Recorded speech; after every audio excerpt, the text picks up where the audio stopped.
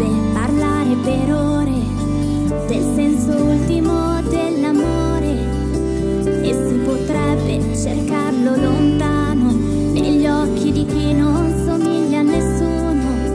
È forse immerso nel mare profondo oppure si è perso nel centro del mondo, dell'utopia di un futuro migliore, del fatto che a volte possiamo sbagliare.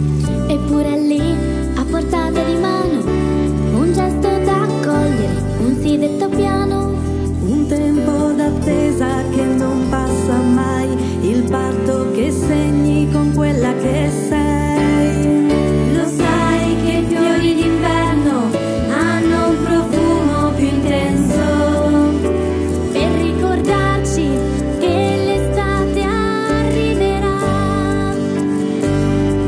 così l'amore lo vivi davvero quando non sembra abbia un senso.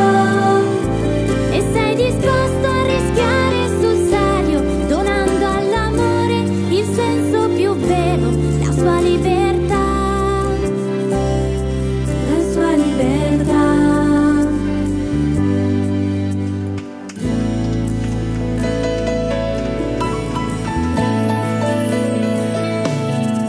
E si potrebbe parlare